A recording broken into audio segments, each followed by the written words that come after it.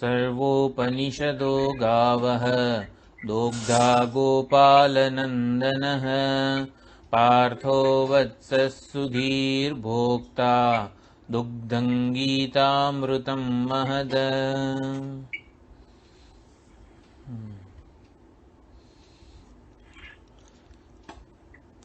ચોથા અધ્યાયના 18 થી 24 શ્લોકો જે છે એટલે કર્મયોગી જ્ઞાની કર્મના સંદર્ભમાં જે આ વિદ્વત સંન્યાસી જે છે, આ જ્ઞાની જે સ્થિતપ્રજ્ઞ જે છે, એ તત્વદર્શન કરનારો મહાત્મા છે, એનું વર્ણન કરવામાં આવે છે ઇન ધ કોન્ટેક્સ્ટ ઓફ કર્મ, કર્મના સંદર્ભમાં જ્ઞાનીના લક્ષણો. ત્રણેય ગુણો સત્વરજસ તમસના સંદર્ભમાં જે વર્ણન છે ગુણાતીતનું વર્ણન છે. આ ત્રણેય ગુણો પ્રત્યે આ જ્ઞાની જે છે એનું દ્રષ્ટિ કેવી હોય છે, તો એ ગુણાતીતના સંદર્ભમાં ગુણાતીતના જે લક્ષણો છે 14મા અધ્યાયમાં એવી રીતે જ્ઞાનીનું વર્ણન કરવામાં આવે છે. સંદર્ભ શું છે? જો જ્ઞાનનો જ સંદર્ભ હોય તો સ્થિતપ્રજ્ઞના જે લક્ષણો જે છે એ આત્મજ્ઞાન જે છે એનું આત્મજ્ઞાન કેવું છે, આત્મજ્ઞાનમાં નિષ્ઠા કેવી છે એ પ્રમાણે વર્ણન છે. ભક્તના સંદર્ભમાં 12મો અધ્યાય હોય તો જ્ઞાની ભક્ત કેવો હોય એનું એવી રીતે વર્ણન કરવામાં આવે છે. તો અહીં ચોથા અધ્યાયમાં કર્મના સંદર્ભમાં 18મો શ્લોક છે એ ખૂબ જ મહત્વનો છે. કર્મ પ્રત્યે આની દ્રષ્ટિ કેવી હોય છે, જ્ઞાનીની દ્રષ્ટિ. એટલે જાણે કે ભગવાન ઊંધું કહી રહ્યા છે, કર્મણ્ય કર્મયઃ પશ્યેત અકર્મણી ચ કર્મયઃ. 18મો શ્લોક છે, કર્મણી અકર્મયઃ પશ્યેત. આપણે એકવાર ખાલી જોઈ લઈએ એનો અર્થ. કર્મણી અકર્મયઃ પશ્યેત, કર્મમાં જે અકર્મને જુએ છે અને અકર્મમાં કર્મને જુએ છે. તો આવું ઊંધું દર્શન કરવાનું જાણે કે ભગવાન કહી રહ્યા છે. તો ઊંધું દર્શન કરવાનું કહી રહ્યા નથી, ઊંધું દર્શન, વિપરીત દર્શન આપણે કરી રહ્યા છીએ. એટલે આપણે આ વિપરીત દર્શનમાંથી મુક્ત થઈએ એના માટે આપણને સાચી સમજ, સાચું દર્શન ભગવાન આપી રહ્યા છે.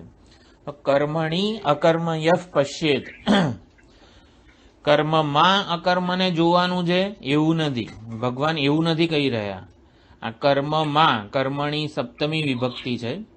સપ્તમી વિભક્તિ એટલે એક જ વિભક્તિ અનેક અર્થમાં વપરાતી હોય છે.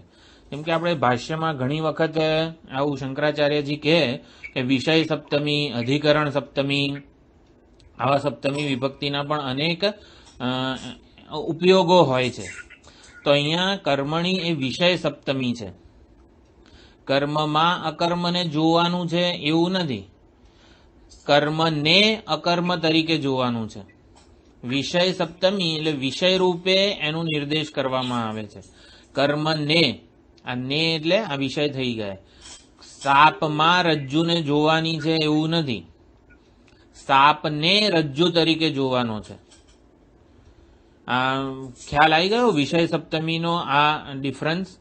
કર્મમાં અકર્મને જોવાનું છે એવું નથી, કર્મને અકર્મ તરીકે જોવાનો છે. સાપમાં રજ્જુને જોવાની છે એવું નથી, સાપને રજ્જુ રૂપે જોવાનો છે. જે મને સાપ રૂપે પ્રતીત થઈ રહ્યું છે, મને સાપનો અનુભવ થઈ રહ્યો છે, એટલે કે જેનો મને સાપ રૂપે અનુભવ થઈ રહ્યો છે એ હકીકતમાં સાપ નથી, રજ્જુ છે. એમ કર્મ જે હું કર્મ અનેક સાધનો વડે હું કર્મ કરી રહ્યો છું, મારા શરીર, ઇન્દ્રિય, મન, બુદ્ધિ, કાર્યકરણ, સંઘાત વડે હું આ કર્મ કરી રહ્યો છું. એ કર્મ પ્રત્યે મારો દ્રષ્ટિકોણ, મારી સમજ કેવી હોવી જોઈએ? કર્મને અકર્મ રૂપે જોવાનું છે. એટલે કે સી કર્મ એઝ અકર્મ. આપણે જ્યારે ઉપાધિ કર્મ કરી રહી હોય ત્યારે અકર્મ એટલે કે જે એક્શનલેસ સેલ્ફ છે, જે મારું આત્મ સ્વરૂપ છે, અકર્તૃ આત્મ સ્વરૂપ, એને જોવાનું છે. ઉપાધિ કર્મ કરી રહી હોય ત્યારે હું અકર્તા છું, હું અકર્તૃ આત્મ સ્વરૂપ છું. સી અકર્મ where you are seeing action. જ્યાં કર્મ થઈ રહ્યું છે ત્યાં જ એના અનુગ્રાહક, ઉપદ્રષ્ટા, અનુમંતા સ્વરૂપે અકર્તૃ આત્મ સ્વરૂપ એવો હું રહેલો છું. એટલે કર્મણી અકર્મયઃ પશ્યેતનો અર્થ શું થયો? કર્મને અકર્મ રૂપે જોવાનું છે. એટલે કે જ્યારે કર્મ થઈ રહ્યું હોય શરીર, ઇન્દ્રિય, મન, બુદ્ધિના સ્તરે, ત્યારે જ હું અકર્તા આત્મ સ્વરૂપ છું. ભિખારી ભીખ માગી રહ્યો હોય ત્યારે ભીખ વગરનો હું અભિનેતા છું. ભિખારીની પ્રવૃત્તિ વગરનો, વ્યવહાર વગરનો હું અભિનેતા છું. પછી બીજું ચરણ કહે છે અકર્મણી ચ કર્મયઃ, અકર્મમાં જે કર્મને જુએ છે. હવે સપ્તમી વિભક્તિ બીજી છે અધિકરણ સપ્તમી. વિષય સપ્તમી આપણે જોયું અને અધિકરણ સપ્તમી. અધિકરણ સપ્તમી એટલે અકર્મણી, અકર્મમાં કર્મને જુઓ. એટલે અધિકરણ સપ્તમી એટલે એનું અધિષ્ઠાન. રજ્જુમાં સર્પને જુઓ, અકર્મમાં કર્મને અધ્યારોપિત જુઓ. રજ્જુમાં સર્પને જે જુએ છે એટલે કે રજ્જુમાં સાપ કેવો હોય? અધ્યારોપિત હોય. એટલે રજ્જુમાં સાપને અધ્યારોપિત જે જુએ છે એ બુદ્ધિમાન છે, એ કૃતકૃત્ય છે. આમ આવી રીતે કર્મ પ્રત્યેનો જે દૃષ્ટિકોણ છે, કર્મ પ્રત્યેનો જે સમજ જે છે જ્ઞાનીની, એ આવી રીતે ભગવાન કહી રહ્યા છે. એટલે જ્યારે ઉપાધિ કર્મ કરી રહી હોય ત્યારે અકર્તૃ આત્મ સ્વરૂપ એવો હું છું, ઉપદ્રષ્ટા, અનુમંતા, અનુગ્રાહક છું. આ ઉપાધિને સત્તા અને સ્ફૂર્તિ પ્રદાન કરી રહ્યો છું. અને જ્યારે આ હું અકર્મણી ચ કર્મયઃ, મારામાં આ કર્મ અધ્યારોપિત જણાઈ રહ્યું છે, એવું ભગવાન કહી રહ્યા છે.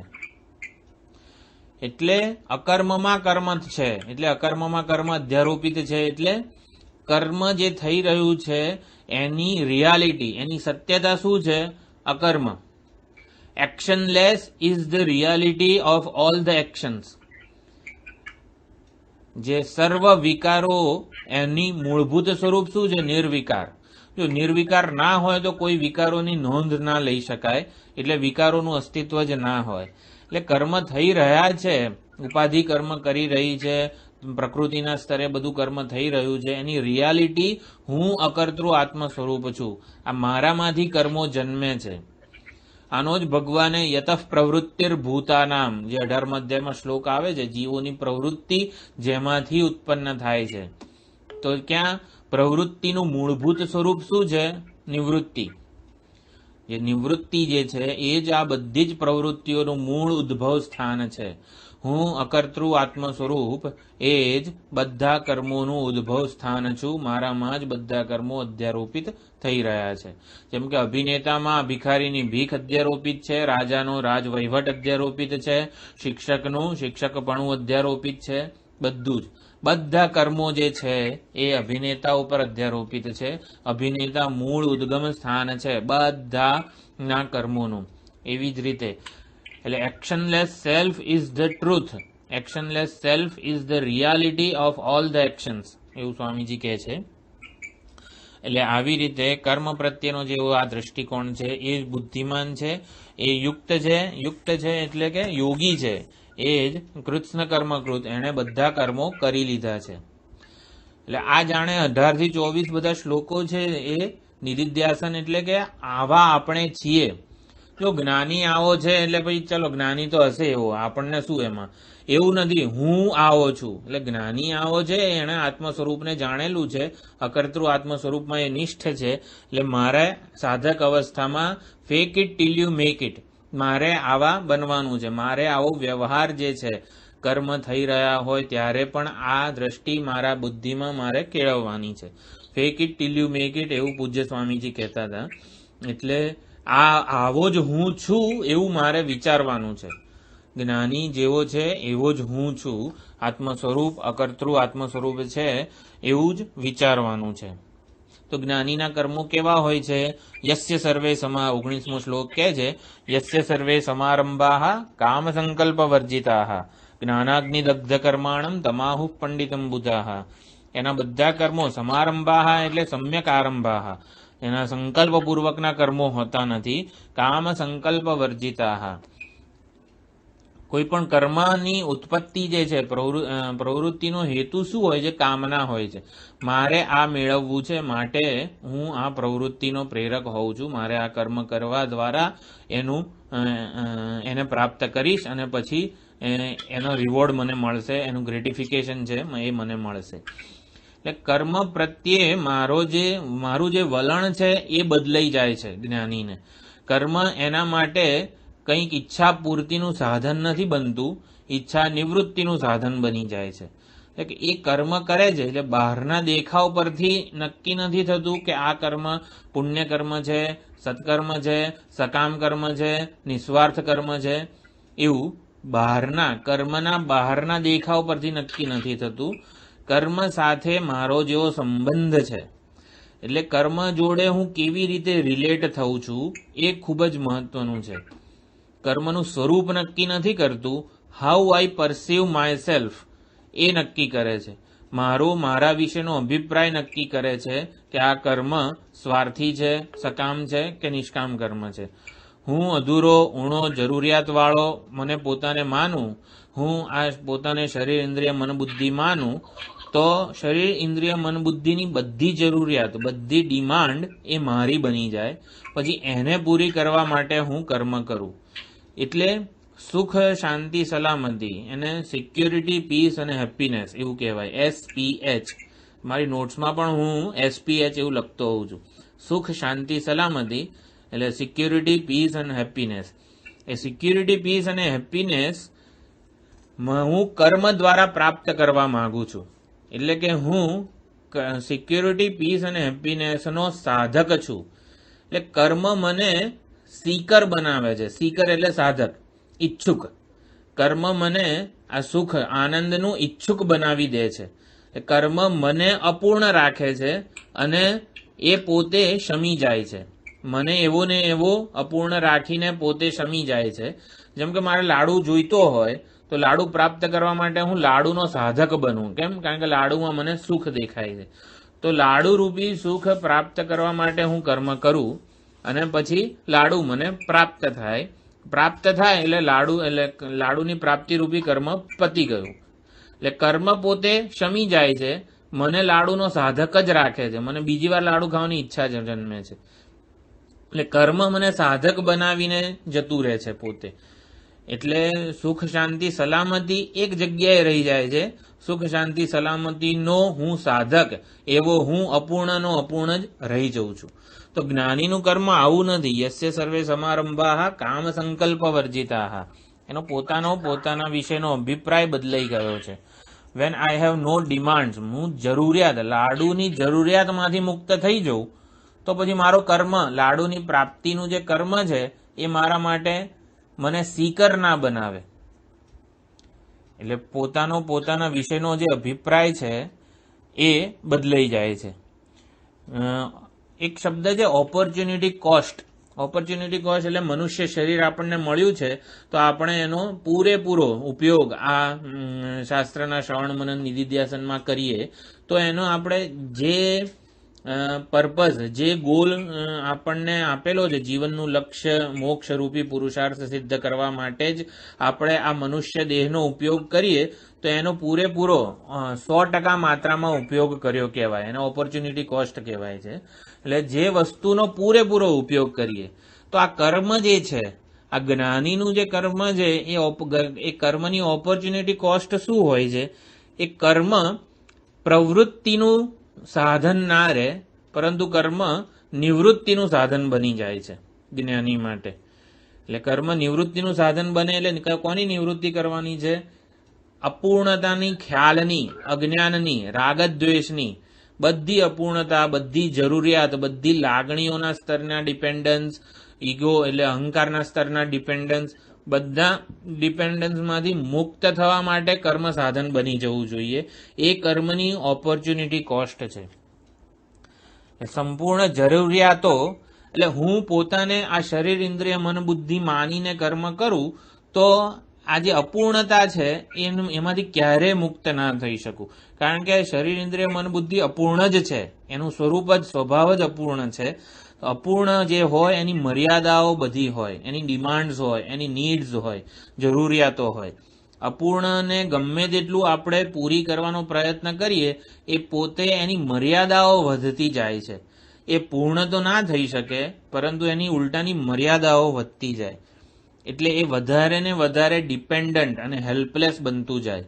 ઉપાધિની દરેક જરૂરિયાતોને આપણે પૂરી કરવાના પ્રયત્ન કરીએ તો એવું નથી થતું કે જરૂરિયાતો સંતોષાઈ જાય છે. એક જરૂરિયાત પૂરી થાય તો બીજી 10 ને એ ઊભી કરતું હોય છે. એટલે અપૂર્ણતા વધતી જાય છે. કેમ? કારણ કે કર્મ શમી જાય છે અને હું એવો ને એવો અપૂર્ણ રહી જઉં છું.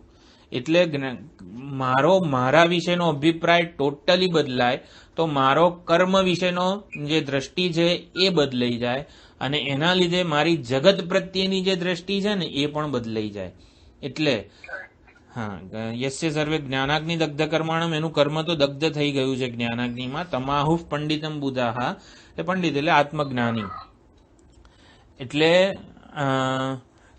ગ્રેટિફિકેશન એટલે જે સુખ શાંતિ સલામતીના સાધનો અને સુખ શાંતિ સલામતી આ બે જુદી વસ્તુઓ નથી. જ્યારે અજ્ઞાની અવિવેકી માટે છે ને સુખ શાંતિ સલામતી એ સાધ્ય છે. એને પ્રાપ્ત કરવાનું જે સાધન કર્મ, આ કર્મ સકામ કર્મ જે છે એ સુખ શાંતિ સલામતીને પ્રાપ્ત કરવાનું સાધન બને છે એમ. અને હું સાધક બનું છું. એટલે સાધક, સાધન અને સાધ્ય આ ત્રિપુટી હંમેશા રહેવાની છે. જ્યારે આમાં જ્ઞાનાગ્નિ દગ્ધ કર્માણમ, જ્ઞાનાગ્નિમાં આ ત્રિપુટી નો બાદ થઈ જાય છે, નિષેધ થઈ જાય છે. જ્ઞાની પોતાને સુખ શાંતિ સલામતીનો સાધક જોતો નથી. પોતાને જ સાધક ના જુએ તો સુખ શાંતિ સલામતીનું સાધન એ શું કરવા પકડે અને સુખ શાંતિ સલામતીને એ પોતાનાથી અન્યત્ર શું કામ જુએ? સુખ શાંતિ સલામતી એ મારું પોતાનું સ્વરૂપ છે. આઈ એમ સેલ્ફ કન્ટેન્ટેડ. મને યસ્ત્વાત્મરતિરેવ સ્યાદ આત્મતૃપ્તશ્ચ માનવ. એટલે મને મારા આત્મ સ્વરૂપમાંથી જ તુષ્ટિ, રતિ અને સંતુષ્ટિ અને તૃપ્તિ, આ 3 વસ્તુઓ, રતિ, સંતુષ્ટિ અને તૃપ્તિ, આ 3 વસ્તુઓ મને મારામાંથી જ પ્રાપ્ત થાય છે. ક્યારે પ્રાપ્ત થાય? હું પોતાને શરીર માનું ને તો અપૂર્ણ જ રહેવાનો. હું અકર્તૃ આત્મ સ્વરૂપ છું. આ કર્મ મારામાં છે જ નહીં, અધ્યારોપિત છે એવું જ્યારે જાણીએ, અભિનેતા કરોડપતિ અભિનેતા હોય એ પોતાના સાચા સ્વરૂપને જાણે તો એને કોઈ વ્યવહાર કરવાની જરૂર નથી. એવી જ રીતે આઈ એમ સેલ્ફ કન્ટેન્ટેડ, હું આત્મતૃપ્ત છું, આત્મસંતુષ્ટ છું. મને મારા વિશેનો જે અભિપ્રાય છે, ખ્યાલ છે, સાચી સમજ પ્રાપ્ત થઈ જાય એટલે વિપરીત દર્શન નથી રહ્યું. એટલે હું કર્મ કે જગત જોડે જે રિલેટ થતો હોઉં એ એકદમ સ્વસ્થ સંબંધ હોય છે. કર્મ મારા માટે કોઈ સાધન નથી, હું સાધક નથી અને આવી રીતે સુખ કે આનંદ મારાથી અન્યત્ર એવું સાધ્ય રહેતું નથી. એટલે કર્મ નિવૃત્તિનું સાધન બની જાય છે, પ્રવૃત્તિનું નહીં. કઈ નિવૃત્તિ? રાગદ્વેષ રૂપી કે અજ્ઞાન અપૂર્ણતાની નિવૃત્તિનું સાધન બની જાય છે. જો જ્ઞાની સાધક ના હોય, સાધ્ય એના માટે જુદું ના હોય અને એ સાધનનો ઉપયોગ ના હોય તો કર્મ શું કામ કરે છે? તો પછી એ ત્યક્તવા કર્મ ફલાસંગમ નિત્ય તૃપ્તો નિરાશ્રય. કર્મફળની આસક્તિનો ત્યાગ કરીને, એને કર્મફળ નથી જોઈતું, તો એ પોતે પૂર્ણ આનંદ, અખંડ આનંદ સ્વરૂપને એ સાક્ષાત દર્શન કરી રહ્યો છે પોતાના. તો કર્મ શેના માટે કરે છે? એ જ આનંદની વહેંચણી કરવા માટે એ કર્મ કરે છે. એ પોતે આખો સેલ્ફ ઓફરિંગ એટલે કે આત્મસમર્પણ કરી રહ્યો છે પોતાની હાજરી દ્વારા જ. એટલે એ કર્મફળને કઈ રીતે ઈશ્વરની સેવા કરી રહ્યો છે, ઈશ્વરના હાથનું નિમિત્ત છે. કર્મણી અભિપ્રવૃત્તોપી નૈવ કિંચિત કરોતિ સહ. એ કર્મમાં અત્યંત પ્રવૃત્ત છે છતાં પણ એનો પોતાના વિશેનો અભિપ્રાય એવો છે કે એ પોતે કંઈ જ કરતો નથી. કઈ રીતે નથી કરતો? કારણ કે ઈશ્વર સમષ્ટિમાં એ પોતાની જાતનું આત્મસમર્પણ કરે છે, એનાથી થઈ જાય છે. એ કરે છે એવો પણ એનો ભાવ નથી. યોગ વશિષ્ઠ રામાયણમાં રામજી ઈશ્વરને વશિષ્ઠ જે છે એમ વશિષ્ઠ ઋષિને પ્રશ્ન પૂછે છે ઈશ્વરની સેવા, ઈશ્વરનું પૂજન કઈ રીતે કરાય? તો વશિષ્ઠજી ઉત્તર આપે છે જે રમણ મહર્ષિએ અષ્ટમૂર્તિભૃત દેવ પૂજનમ કીધું છે એવું જ. येन केन प्रकारेण यस्य कस्यापि देहिनः संतोषं जनयेत राम तदेव ईश्वर पूजनम. येन केन प्रकारेण यस्य कस्यापि देहिनः, જે કોઈ રીતે, જે કોઈ પણ આ દેહી જીવને સંતોષ જન્માવો, આપણે સંતોષ જન્માવી શકીએ એ જ ઈશ્વરનું પૂજન છે. એટલે બીજાને આપણા હાજરીથી જ એક શાંતિ, સલામતી કે આનંદનો અનુભવ આપણે કરાવી શકીએ. કેમ કે સ્વામીજીની નજીક આપણે જઈએ તો કેવું આપણે પોતે જ આપણી પોતાની જ બધી ઈચ્છાઓ નિવૃત્ત થઈ જતી હોય છે. એકદમ શાંત અને સલામત આપણે પોતાની જાતને ફીલ કરતા હોઈએ છીએ. એટલે હાજરીથી જ પ્રસન્નતા જન્મે છે. એટલે જ્ઞાની આવી રીતે એ ઈશ્વર પૂજન કરે છે, સમષ્ટિની સેવામાં પોતાનું આત્મસમર્પણ કરે છે અને માટે એને ફળની કોઈ આશા નથી.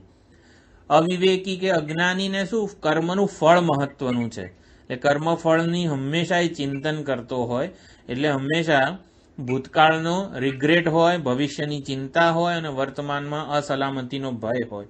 જ્યારે ત્યક્ત્વા કર્મફલા સંગમ, જ્યારે કર્મફળની આસક્તિનો જ ત્યાગ થઈ ગયો હોય, કરવાનો નથી હોતો, એ થઈ જતો હોય છે. કેમ? કારણ કે નિત્ય તૃપ્ત છે. પોતાના વિશેનો અભિપ્રાય બદલાઈ જાય છે. નિત્ય તૃપ્ત છે એટલે કે મારે આ સુખ, શાંતિ, સલામતી ક્યાંય બહારથી પ્રાપ્ત કરવાના નથી, એ તો મારું પોતાનું સ્વરૂપ જ છે. પણ ના જણાતા હોય જિજ્ઞાસુ સાધક, વિવેકી પોતાનો આ પ્રયત્ન કરતો હોય ત્યારે fake it till you make it, જાણે કે હું આનંદનો સમુદ્ર જ છું અને પછી એવી રીતે વર્તન કરવાનું. કર્મ મુક્તિનું સાધન બની જાય છે. કર્મ ઓપોર્ચ્યુનિટી બને છે કોન્ટ્રીબ્યુટર બનવા માટેનું. જ્ઞાની જે છે એ 100% કોન્ટ્રીબ્યુટર છે. 100% પોતાની જાતને આ યજ્ઞ ભાવે આ સમષ્ટિની સેવામાં હોમી દે છે. ત્યારે જિજ્ઞાસુ સાધકે એવા બનવાનું છે. એટલે કે જાણે કે ડેલિબરેશન, એવો વિચાર કરવાનો અને એ પ્રમાણે કર્મ મારા માટે આ નિવૃત્તિનું સાધન બની જાય. એટલા માટે ભગવાન કહે છે નિત્ય તૃપ્તો નિરાશ્રય, એ નિત્ય તૃપ્ત, જાણે કે હું નિત્ય તૃપ્ત છું, આનંદની મારે જરૂર નથી. સુખ, શાંતિ, સલામતીના સાધનો જે છે એની પ્રાપ્ત કરવા માટે સગવડતાના સાધનો બરોબર છે, તો એના દ્વારા હું સુખ, શાંતિ, સલામતી કોઈની પાસે માગું નહીં. એટલે મારા વિશેનો અભિપ્રાય જે છે એ બદલાઈ જાય. ત્યારે તો ક્યારે બદલાય? તો સાધક અવસ્થામાં પૂજ્ય દયાનંદજી એવું કહે છે કે ફિઝિકલાઇઝ યોર એટીટ્યુડ. ફિઝિકલાઇઝ યોર એટીટ્યુડ એટલે કે રાઈટ વેલ્યુઝ અને રાઈટ એટીટ્યુડ આપણી સમજમાં હોય, બુદ્ધિમાં હોય, ત્યારે આપણે પ્રયત્ન કરી શકીએ. જીવન જાણે કે initiate the process of contribution, એવું પૂજ્ય સ્વામીજી કહેતા હોય છે. ફળની આશાથી નહીં, કંઈક મજા આવશે એવું નહીં, એ આપણે જે આનંદની વહેંચણીની જે પ્રોસેસ છે, એટલે કે કર્મ જે છે એ જ મારા માટે રિવોર્ડ બને, એ જ મારા માટે સેન્સ ઓફ ગ્રેટિફિકેશન બની જાય. કર્મ દ્વારા હું કંઈ પ્રાપ્ત કરવાનો પ્રયત્ન ના કરું, મને જે પ્રાપ્ત કરવાનું છે એ તો હું જ પોતે છું જ, હું નિત્ય પ્રાપ્ત જ છે. એ પ્રાપ્તની પ્રાપ્તિ માટે કર્મ કરવાનું છે એવું નથી, પ્રાપ્તની પ્રાપ્તિ થયેલી જ છે. એટલે પ્રોસેસ જે છે આપવાની, વહેંચણી, કોન્ટ્રીબ્યુશનની, એ જ મારા માટે રિવોર્ડ છે, એ જ મારા માટે આનંદનું ઉદ્ભવ સ્થાન છે. ફળમાંથી આનંદ નહીં, કર્મમાંથી આનંદ.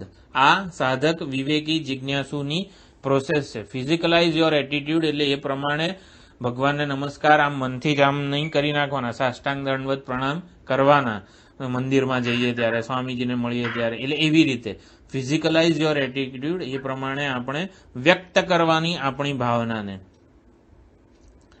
એટલે કર્મયોગ જે છે એ મારા મુક્ત સ્વરૂપની અભિવ્યક્તિ છે. મારું મુક્ત કે પૂર્ણ આનંદ સ્વરૂપ છે એની જ અભિવ્યક્તિ છે. એટલે એક પ્રકારની સ્વતંત્રતા છે કર્મયોગમાં. કોઈના ભવિષ્યની ચિંતા નથી, ભૂતકાળની કોઈ રિગ્રેટ, ગિલ્ટ ફિલિંગ નથી, હા મેં આવું ના કર્યું, ઓલું કરવું જોઈતું હતું, એવા ભૂતકાળના કોઈ રિગ્રેટ નથી. અને વર્તમાન અત્યારે જે પરિસ્થિતિ જન્મી છે, મારી સામે આવી છે, એમાં મારે કંઈક પ્રદાન કરવાનું છે. એનાથી હું કંઈ કન્ઝ્યુમર એટલે કે ભોગતા નહીં, પરંતુ ઉપયોગી થવું, એવું સમજવાનું. I should be contributor in each and every phase of my life. એટલે આ પ્રોસેસ જે છે કોન્ટ્રીબ્યુશનની જે આ પ્રોસેસ છે એ જ ગ્રેટિફાઈંગ એટલે કે એ જ સેટિસ્ફેક્ટરી છે, એ જ મને આનંદ અને સંતોષ જન્માવનારી છે. શરૂઆતમાં આ પ્રોસેસ દ્વારા એટલે કે આ કર્મ દ્વારા આપણને આનંદ જન્મે અને પછી એ આનંદને આત્મ સ્વરૂપે જ લક્ષિત કરતા કરતા એ પ્રોસેસ એટલી બધી એન્જોયમેન્ટ થઈ જાય કે કર્મણી અભિપ્રવૃત્તોપી નૈવ કિંચિત કરોતી સહ. એટલે કર્મનો કોઈ ભાર ના હોય, કર્મની કોઈ ચિંતા ના હોય, કારણ કે કર્મફળની આસક્તિ હોતી નથી. એટલે process is enjoyed and process is enjoyable એવી બની જતી હોય છે આ process. When doing is reward એટલે કે કર્મ જ આપણા માટે એક રિવોર્ડ હોય છે, એક આનંદનું સાધન હોય છે, ત્યારે હોલ હાર્ટેડલી એને આજકાલના મેનેજમેન્ટ લેક્ચરો જે હોય છે એમાં માઇન્ડફુલનેસ શબ્દ વાપરવામાં આવે છે કે તમારું સંપૂર્ણ વ્યક્તિત્વ આ કર્મમાં હોય છે. કે કર્મ મગજનો એક ભાગ કર્મના રિઝલ્ટનું ફળનું ચિંતન કરતો હોય તો આપણું માઇન્ડફુલનેસ, આપણું હોલ હાર્ટેડલી આપણું વ્યક્તિત્વ એમાં એક્ટિવ ના હોય. કર્મફળની કોઈ ચિંતા નથી, મારા માટે મારું કર્મ જ એક રિવોર્ડ હોય તો માઇન્ડફુલનેસ કે હોલ હાર્ટેડલી મારું સંપૂર્ણ વ્યક્તિત્વ હું એમાં પ્રદાનમાં આપી શકું. એટલે એ મારા માટે વધારે અગત્યનું, વધારે સાચું બની જાય. તો વધારે giving, more giving my self એટલે કે હું વધારે ને વધારે સરળતાથી, સાચી રીતે અને એફિશિયન્ટલી મારી જાતને હું પ્રદાન કરી શકું. કેમ? કારણ કે હું સાત્વિક કરતા બની જતો હોઉં છું. કોઈ ફળની આશાથી હું નથી કરતો એવું. કોઈ રાગદ્વેષ વગર નથી, રાગદ્વેષ નથી, કોઈ અભિપ્રાય નથી, આગ્રહો નથી, ફળની કોઈ આશા નથી. ધર્મનું જ પાલન મારાથી થાય. સાત્વિક કરતા હોય એ જગત જોડે સંવાદિત હોય છે, માટે જગતનો જે ઓર્ડર છે એનો સંપૂર્ણ આદર એ કરે છે. જેમ જગતની પ્રત્યેક પદાર્થ એ યજ્ઞ ભાવે એટલે કે આત્મસમર્પણ કરી રહ્યો છે, કંઈક પ્રદાન કરી રહ્યું છે, એવી જ રીતે હું પણ મારો રોલ જે છે, મારી જે પ્લેસ છે, મારું ડ્યુટી જે છે, મારા જે તે સંજોગો હોય એમાં હું કંઈક પ્રદાન જ કરું. એના માટે કોઈ કોમ્પિટિશન નથી, કોઈ કોન્ફ્લિક્ટ નથી, અને માટે હું સંપૂર્ણ સંવાદિત હોઉં છું. એટલે યજ્ઞ એટલે કોઓપરેટિવ એફર્ટ એવું પૂજ્ય સ્વામીજી કહેતા હોય છે. એટલે ધર્મમાં હંમેશા કોઓપરેશન જ હોય. બીજાના મોદીજીનું સૂત્ર હતું, સબકા સાથ સબકા વિકાસ. બધાને સાથે લઈને વિકાસ કરવાનો છે. જે વિકાસ કરતો એનો પગ ખેંચવાનો એવું નહીં, એ સંકુચિત વૃત્તિ થઈ ગઈ. ત્યારે બધા પોતાનું આત્મસમર્પણ કરતા હોય એટલે કે કંઈક પ્રદાન કરતા હોય. પ્રદાન કરવું એટલે એમાં સ્વાર્થ પ્રેરિત ભાવના ન હોવી, એને જ આપણે કોન્ટ્રીબ્યુશન કહીએ છીએ. આના દ્વારા કોઈ વ્યક્તિગત સિદ્ધિ, વ્યક્તિગત સ્વાર્થની, કોઈ વ્યક્તિગત ફળની આશા ન રાખવી, એ જ કોન્ટ્રીબ્યુશન છે. એટલે કર્મ પ્રત્યેનો આપણો જે અભિપ્રાય છે, પર્સ્પેક્ટિવ આખો બદલાઈ જાય છે. કર્મ એક જુદું જ પર્સ્પેક્ટિવ એટલે કે એનું જુદું જ પાસું આપણને મળતું હોય છે. જેમ કે અર્જુન કે છે, એ કહે કે આ યુદ્ધરૂપી આ ઘોર તત્કિમ કર્મણી ઘોરેમાં નિયોજયસી કેશવ, મને આ ઘોર કર્મમાં પ્રવૃત્ત કેમ કરો છો? કેમ? કારણ કે યુદ્ધરૂપી કર્મના એક પાસાને જોઈ રહ્યો છે. હવે યુદ્ધરૂપી કર્મ, ભગવાને અર્જુન પાસે આ યુદ્ધ તો કરાવવું જ છે, કારણ કે અધર્મનો નાશ કરાવવો છે. એટલે એટીટ્યુડ બદલે છે ભગવાન. કર્મ પ્રત્યેનો જે એટીટ્યુડ છે ને એ બદલે છે કે તું નિમિત્ત માત્રમ ભવ સવ્ય સાચીન વગેરે જે કહે છે, નિમિત્ત માત્ર બન એટલે ઈશ્વરના હાથનું નિમિત્ત. તારી કોઈ ફ્રી વિલ, સ્વતંત્રતા છે નહીં. જે કરાવવા માગે છે એમાં પોતાની જાતનો ઉપયોગ કર, વિનિયોગ કર. ઈશ્વર જે કરાવવા માગે છે એમાં હું આ મારું કાર્યકરણ સંઘાત જે છે એ સાધનનો ઉપયોગ કરું. એ કર્મયોગી માટે હું ઈશ્વરના હાથનું એક નિમિત્ત છું એવું ગૌણ કર્તૃત્વ, એવું એક વેલ્યુ છે, એટીટ્યુડ છે એના પોતાના જાત માટે કે હા, હું ઈશ્વરના હાથનું નિમિત્ત છું, માટે ઈશ્વરની સેવા, ઈશ્વરે જે પરિસ્થિતિ રચી છે એમાં હું કંઈક આવી રીતે મારા રોલ પ્રમાણે મારી કળા, મારા જ્ઞાનનો ઉપયોગ હું કરું. જ્યારે જ્ઞાની માટે આ સહજ છે. એને વેલ્યુઝ કે એટીટ્યુડ્સનું સેવન એટલું બધું કરેલું છે કે એના માટે આ વસ્તુ સ્પોન્ટેનિયસ બની જાય છે. એટલે એ ડિસાઇડ નથી કરતો કે મારે આવી રીતે કર્મ કરવાનું છે, એનાથી થઈ જાય છે. એટલે વોટ ટુ ડુ એના માટે જ્ઞાનીને કોઈ ચોઇસ નથી, ફ્રી વિલ નથી જ્ઞાનીને. સાધક કે વિવેકી, જિજ્ઞાસુ કે અવિવેકીને ફ્રી વિલ હોય છે, પરંતુ જ્ઞાનીને ફ્રી વિલ હોતું નથી. ફ્રી વિલ એટલે પસંદગીની સ્વતંત્રતા નથી. જ્યાં સુધી પસંદગીની સ્વતંત્રતા છે ત્યાં સુધી અજ્ઞાન છે એવું કહેવાય. પસંદગીની સ્વતંત્રતા જ ના હોય, આપણાથી સારું જ થઈ જાય ઓટોમેટિકલી, સ્પોન્ટેનિયસલી, એ જ્ઞાની એ સ્ટેજ સુધી પહોંચવાનું છે. એટલે સંપૂર્ણપણે ડેસ્ટિની, પ્રારબ્ધ કે ઈશ્વર, યદૃચ્છા લાભ સંતુષ્ટ, એમાં જ આપણે સંતુષ્ટ હોઈએ એ જ્ઞાનીનું સ્ટેજ છે. એટલે એ હંમેશા પોતાનું હોલ એક્ઝિસ્ટન્સ જે છે, પોતાનું આખી જે હાજરી છે એના દ્વારા કંઈક પ્રદાન જ કરી રહ્યો છે, ઓફરિંગ કરી રહ્યો છે. શારીરમ કેવલમ કર્મ કુર્વન નાપનોતિ કિલ, નિરાશી, એને કોઈ આશા નથી. યતચિત્તાત્મા, આ જે વેલ્યુ અને એટીટ્યુડ જે છે એને સેવવાની જે પ્રક્રિયા છે એમાં ઇન્દ્રિય સંયમ, શરીર, દેહ, ઇન્દ્રિય, મન, બુદ્ધિ બધાના સંયમની જરૂર રહે છે. એટલે એના માટે સ્પોન્ટેનિયસ થઈ ગયું છે. બધા એના જે યતચિત્તાત્મા ક્યારે થાય? જ્યારે આનંદ મને બહારથી પ્રાપ્ત કરવાનો છે એ ભ્રાંતિ છૂટી જાય, ત્યારે શરીર, ઇન્દ્રિય, મન, બુદ્ધિની સુખ પ્રાપ્ત કરવાની સ્વાભાવિક પ્રવૃત્તિ જ શમી જાય. ત્યારે શરીર, ઇન્દ્રિય, મન, બુદ્ધિરૂપી કાર્યકરણ સંઘાત મને ટોટલી ફેવરિંગ, અનુકૂળ બને. એટલે યતચિત્તાત્મા થઈ જાય. યતચિત્તાત્મા એટલે સંયત, જેના શરીર, ઇન્દ્રિય, મન, બુદ્ધિ ઉપર પ્રભુત્વ છે જેનું. કારણ કે શરીર, ઇન્દ્રિય, મન, બુદ્ધિને પોતાની કોઈ સ્વાર્થ કે આનંદ મેળવવાની કોઈ પ્રવૃત્તિ જ નથી. કેમ? કારણ કે મારા વિશેનો અભિપ્રાય બદલાઈ જાય છે. આનંદ માટે હું મારા કાર્યકરણ સંઘાતને પ્રવૃત્ત કરતો નથી. આનંદ તો મારું જ સ્વરૂપ છે. એટલે એ જે યોગની ભાવનાથી કર્મ કરીએ ત્યારે એ આનંદ આપણને આપણા સ્વરૂપમાં જ છે એવું ખબર પડતી હોય છે. એટલે આનંદની વહેંચણી કરીએ ત્યારે ખબર પડે છે કે આનંદ મારું સ્વરૂપ છે. એટલે આનંદ મારું સ્વરૂપ હોય એવી ખબર પડે પછી જ હું આનંદની વહેંચણી કરું ને? ના, the process itself is rewarding. એટલે કે આનંદ મારું સ્વરૂપ છે એટલે આનંદની વહેંચણી કરતા જ ખબર પડે છે કે આનંદનું એ મારું પોતાનું જ સ્વરૂપ છે. માટે આ શરીર, ઇન્દ્રિય, મન, બુદ્ધિ કાર્યકરણ સંઘાત એને પૂરેપૂરો અનુકૂળ છે, એને ફેવર કરે છે. એટલે યતચિત્તાત્મા ત્યક્ત સર્વ પરિગ્રહ. એટલે કોઈ પ્રકારના પરિગ્રહ શેના માટે હોય છે? મારે એનામાંથી કંઈક પ્રાપ્ત કરવાની ઈચ્છા, આકાંક્ષા હોય એના માટે પરિગ્રહ હોય છે.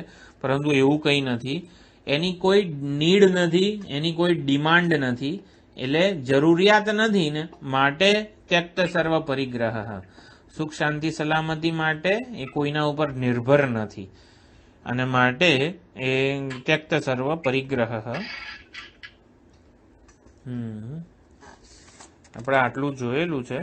સમસિદ્ધાવ સિદ્ધવ શારીરમ કેવલમ કર્મ. શારીરમ કર્મ એટલે ભિક્ષાટન વગેરે જે કંઈ જરૂરી હોય, જે પોતાના રોલ વર્ણાશ્રમ પ્રમાણે જે કંઈ ઉપાધિનું જે કર્મ હોય એ કરતા કુર્વન નાપનોતિ કિલ્બિશન, એ કોઈ પ્રકારના કિલ્બિશ કે પાપને નો ભાગી થતો નથી. કેમ? મારા વિશેનો અભિપ્રાય બદલાઈ જાય તો મારો કર્મ સાથેનો જે સંબંધ છે એ બદલાઈ જાય, તો કર્મના ફળ જોડે કોઈ સંબંધ બદલાઈ જાય અને જગત જોડે સંબંધ બદલાઈ જાય. એટલે કેમ પાપ નથી લાગતું? કારણ કે મારા વિશેનો જે અભિપ્રાય છે, કર્મ મારા માટે કોઈ સાધક નથી જન્માવતું, મારામાં આનંદનો જે સાધક નથી જન્માવતું, અને એ ખાલી આ આનંદની વહેંચણી કરવા માટે જ આ કર્મ થાય છે. જે કંઈ રોલ છે હું નિષ્ઠાપૂર્વક કરું છું, કંઈક પ્રાપ્ત કરવા માટે નથી કરતો. માટે યદૃચ્છા લાભ સંતુષ્ટ, તો કોઈ આશા નથી, ત્યક્ત સર્વ પરિગ્રહ થઈ ગયો છે, તો પછી વ્યવહાર કઈ રીતે ચાલે છે જ્ઞાનીનો? યદૃચ્છા લાભ સંતુષ્ટ, ઈશ્વર ઈચ્છાએ જે કંઈ મળે એમાં એને સંતોષ છે. ઈશ્વર ઈચ્છાએ એટલે એના માટે આ કર્મ કે દુનિયા કે ભોગો સામેથી ચાલીને આવે તો બરોબર, ન આવે તો પણ બરોબર. યદૃચ્છા લાભ સંતુષ્ટ. સમજ? ઈશ્વર ઈચ્છાએ પ્રસાદ બુદ્ધિથી જે કંઈ મળે એમાં એ સંતુષ્ટ છે. દ્વંદ્વાતીતો વિમત્સર અને સમસિદ્ધાવ સિદ્ધવ છે. એટલે હું ટોટલી સફિશિયન્ટ મારી જાતને માનતો હોઉં, મારી જાતને જોતો હોઉં, સમજતો હોઉં, તો ઈશ્વર પ્રત્યે હું સંપૂર્ણ શરણાગત છું. પછી જે કોઈ પરિસ્થિતિ આવે, માન અપમાન, સુખ દુઃખ તો પ્રત્યાઘાત છે, પણ માન અપમાન, સ્તુતિ, નિંદા વગેરે જે કોઈ દ્વંદ્વો હોય એનાથી અતીત હું થઈ ગયો હોઉં. કોઈ પ્રકારની મત્સર, કોઈ કમ્પેરિઝન પણ હોતી નથી. સમજ સિદ્ધાવ સિદ્ધવ ચ, સિદ્ધિ અને અસિદ્ધિ, સફળતા અને નિષ્ફળતામાં સમાન ભાવ કઈ રીતે રહેવાય? એક તો કીધું હતું કે બંને ઈશ્વરે મોકલેલા છે, માટે સફળતા અને નિષ્ફળતા બંને સમાન છે. કેમ? કારણ કે બંને આવે છે ઈશ્વર પાસેથી, ઈશ્વરના પ્રસાદ રૂપે જ પ્રાપ્ત થાય છે. એટલે મારી કંઈક એમાં મેચ્યોરિટી કે કંઈક ઘડતરની ભાવના હશે ઈશ્વરને, માટે આ પ્રસાદ મને પ્રાપ્ત થયો છે. એક ભાવના આવી છે. અને પછી સફળતા અને નિષ્ફળતામાં સમાન બુદ્ધિ, સમસિદ્ધાવ સિદ્ધૌચ એટલે શું? એટલે સક્સેસ કે સફળતા મારા માટે ક્યારે મહત્વની બને? જ્યારે હું મારા જાતને, મારા કર્મને એપ્રૂવ ના કરતો હોઉં, સ્વીકાર ના કરતો હોઉં, ત્યારે જગત મારા કર્મને એપ્રૂવ કરે, સ્વીકાર કરે. હા, તમે તો બહુ સારું કામ કરો છો. એટલે જગત મારા કર્મને રિવોર્ડ આપે એ મહત્વનું બની જાય જ્યારે હું મારા કર્મને રિવોર્ડ આપતો ના હોઉં. અને તો પછી સક્સેસ કે સફળતા લોકો સિક્કો મારે ને એની જરૂર પડતી હોય છે. એટલે મારું કર્મ જગત પાસેથી ડિક્લેર થવું જોઈએ કે આ બહુ સારું કર્મ છે, એવી ભાવના રહી જાય ત્યારે આ સિદ્ધિ અને અસિદ્ધિ નામના ખ્યાલ જન્મતા હોય છે. કર્મયોગી, વિવેકાનંદજી કહે છે, કર્મયોગી ક્યારે નિષ્ફળ હોતો નથી. કર્મયોગી હંમેશા સફળ હોય છે. કેમ? કારણ કે એનું કર્મ જે છે એ જ સફળ છે. એટલે જગત પાસેથી સફળતાના લેબલની એ આશા રાખતો નથી. એટલું નિષ્ઠાપૂર્વક પોતાનો રોલ ભજવે છે. અને ફળ જે છે ને એ સમષ્ટિ નક્કી કરતું હોય છે. મારા કર્મથી જે ફળ જન્મ છે એ હું નક્કી નથી કરતો, એમાં અનેક નિયમો લાગુ પડતા હોય છે ફળને જન્માવવા માટે. એટલે ફળ સમષ્ટિ નક્કી કરે છે, સમષ્ટિ કે ઈશ્વર. એટલે ઈશ્વર જે નક્કી કરે એમાં એનો પોતાનું કોઈ આશા, અપેક્ષા કે આગ્રહ, અભિપ્રાય હોતો નથી. એ પોતાનું કર્મ ને સ્વીકાર કરે છે, પોતાની જાતનો સ્વીકાર જ કરે છે. એટલે નિષ્ઠાપૂર્વક પોતાનો રોલ ભજવે છે અને માટે એ સફળ જ હોય છે. કર્મ દ્વારા પોતાને માપે છે, નહીં કે ફળ દ્વારા. લોકો એમ કે ઓછું ફળ જન્મ્યું ને એટલે ઓછું કર્મ કર્યું, એટલે એમ કરીને નિષ્ફળતાની છાપ મારે. પરંતુ એવું કર્મયોગીને હોતું નથી. સમસિદ્ધાવ સિદ્ધૌચ, સમત્વ દર્શન જે છે, I approve my self, I accept my self, I declare my self as success. એટલે સક્સેસ મારા માટે ત્યારે જ મહત્વનો બની જાય. સક્સેસ મેક્સ મી હેપી અને ફેલિયર મેક્સ મી અનહેપી એવું હોતું નથી. મારું કર્મ જ મને એપ્રૂવ કરે, ફળ કે જગત નહીં, એવો કર્મયોગી જ્ઞાનીનો એવો અભિપ્રાય પોતાના વિશેનો હોય છે. અને માટે કૃત્વાપી ન નિબધ્યતે, માટે એ કર્મ કરવા છતાં પણ બંધાતો નથી. વિમત્સર, કામ, ક્રોધ, લોભ, મોહ, મદ, માત્સર્ય બધું ના હોય. કારણ કે ધર્માધર્મથી પણ એ પર થઈ ગયો હોય છે. દ્વંદ્વાતીત કૃત્વાપી ન નિબધ્યતે. પછી આ 23મો શ્લોક છે. ગત સંગસ્ય મુક્તસ્ય જ્ઞાનાવસ્થિત ચેતસઃ યજ્ઞાયાચરતઃ કર્મ સમગ્રમ પ્રવિલીયતે. હવે કર્મ ફળ આપ્યા વગર ક્યારેય છોડે નહીં. કલ્પકોટી શતૈરપી, અનેક કરોડો કલ્પો પસાર થઈ જાય તો પણ મેં જે કર્મ કર્યું હોય એ કરતાને એ એવું ને એવું જ રહે છે. સામાન્ય ફળ હોય કેરી, કેળા વગેરે, કેવું બગડી જાય 5-6 દિવસ થાય એટલે. તો આ કર્મનું ફળ એ બગડતું નથી, એવું ને એવું રહે છે. કે ક્યાં સુધી? કરોડો કલ્પો સુધી પણ આ કર્મનું ફળ બગડી જાય અને નાશ પામી જાય એવું નથી. એવું ને એવું અવિનાશી રહેતું હોય છે. તો જ્ઞાનીનું કર્મ કેવું હોય છે? સમગ્રમ પ્રવિલીયતે. તો જ્ઞાનીનું કર્મ વિલીન થઈ જાય છે. તો એવું કેવું હોય કે કર્મનું ફળ તો આમ તો વિલીન ના થાય, વિનાશ ના થાય, પરંતુ આ જ્ઞાનીનું કર્મ સમગ્રમ પ્રવિલીયતે. યજ્ઞાય આચરતઃ કર્મ સમગ્રમ. સમગ્રમ એટલે અગ્રેણ સહ વર્તતે. એટલે અગ્ર એટલે કર્મ પછી જન્માવે છે શું? ફળ. એટલે ફલેન સહ. સમગ્રમનો અર્થ અહીંયા ફળ કર્યો છે. સમગ્રમ પ્રવિલીયતે. એ જ્ઞાનીનું યજ્ઞ ભાવે જે કર્મ કરે છે એ જ્ઞાનીનું કર્મ ફળ સહિત પ્રવિલીયતે. એટલે કર્મ જે છે એ ફળ સાથે પ્રવિલીયતે, એ લીન થઈ જાય છે. ક્યાં? આત્મ સ્વરૂપમાં લીન થઈ જાય છે. એ જ આપણે સમજો. યતઃ પ્રવૃત્તિર ભૂતાનામ. આ જેમાંથી આ સર્વભૂતની પ્રવૃત્તિ છે. પ્રવૃત્તિનું જન્મ સ્થાન, ઉદ્ગમ સ્થાન શું છે? આત્મ સ્વરૂપ. Actionless self is the reality of all the actions. આપણે જોયું આ ભિખારીની ભીખ માંગવાની પ્રવૃત્તિનો ઉદ્ગમ ક્યાં છે? અભિનેતામાં છે. અભિનેતામાં છે. એટલે એક્શનલેસ સેલ્ફ, કર્મ આત્મ સ્વરૂપમાં વિલીન થઈ જાય એવું જ્ઞાનીનું કર્મ છે, અને માટે એ કર્મ લેપાયમાન કરતું નથી. એને હું કરતા છું એવું ક્યારે મને જન્મે? કર્મ કરવાની જરૂરિયાતમાંથી મુક્ત હોઉં ને તો હું અકર્તા છું એવું મને જન્મે. કર્મ કરવાની જરૂરિયાત નથી. હું અકર્તા છું ઇઝ ઇક્વલ ટુ, એટલે હું અકર્તા છું એનો મિનિંગ શું થયો? હું અકર્તૃ આત્મ સ્વરૂપ છું, એટલે કર્મ કરવાની જરૂરિયાતથી હું મુક્ત છું. હું અકર્તા છું એટલે હું કર્મ કરતો નથી એવો અર્થ નથી એનો. હું અકર્તા છું એટલે કર્મ કરવાની જરૂરિયાતથી મુક્ત છું. આમ બેસી ના રહી શકાય આપણાથી, કંઈક નું કંઈક કામ જોઈએ. ઘણા લોકોને એવું હોય, કેમ ભાઈ કર્મ, એટલો બધો પોતાના વિશેનો અભિપ્રાય એટલો અજંપો છે અંદર કે કંઈક કર્યા વગર રહી ના શકે. સાત્વિક કરતા હોય ને તો એ કંઈક પૂજા જપ ને કંઈક નું કંઈક ચાલુ હોય, પોતાના વિશેનો સામનો જે ના કરી શકે. એટલે હું અકર્તા છું એટલે કર્મ કરવાની જરૂરિયાતથી મુક્ત છું. આઈ ટ્રાન્સેન્ડ ઓલ ધ નીડ્સ. કર્મ કરવાની બધી જ જરૂરિયાતથી હું હંમેશા મુક્ત છું. એવું નથી કે જ્ઞાન પ્રાપ્ત થયું એટલા માટે કર્મની જરૂર નથી.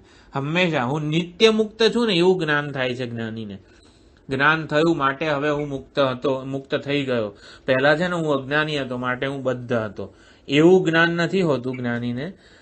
જ્ઞાન થાય, જ્ઞાન વૃત્તિ જે છે, હું બ્રહ્મ છું, હું અકર્તા આત્મ સ્વરૂપ છું, એવું જ્યારે એને જ્ઞાન થાય ત્યારે અજ્ઞાન અને એના કાર્યથી હું હંમેશા મુક્ત જ હતો એવું જ્ઞાન થાય છે.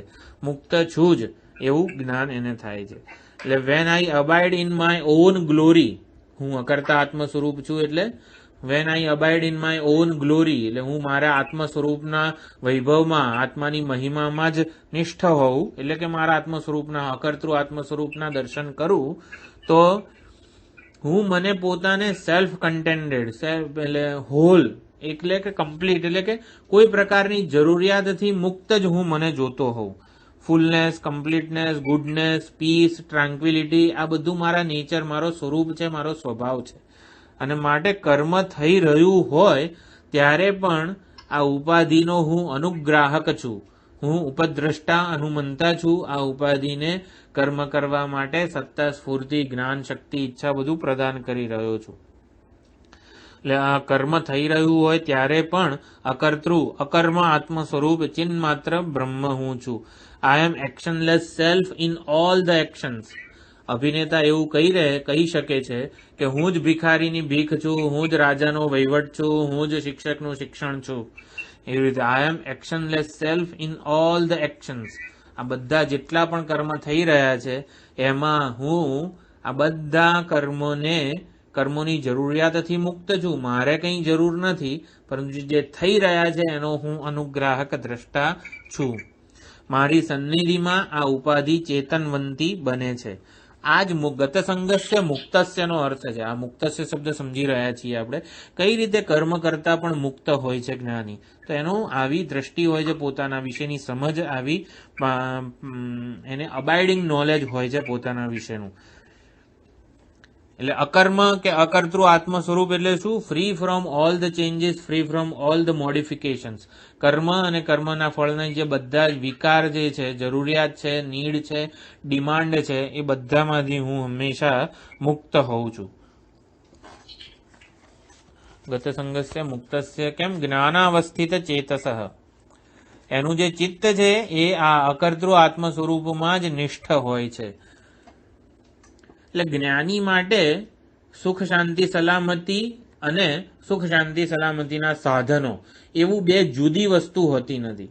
આમ અજ્ઞાને અવિવેકી સાધક માટે શું હોય છે કે સુખ ક્યાં છે તો કે લાડુમાં છે, અને લાડુ પ્રાપ્ત કરવા માટે હું પ્રયત્ન કરું છું.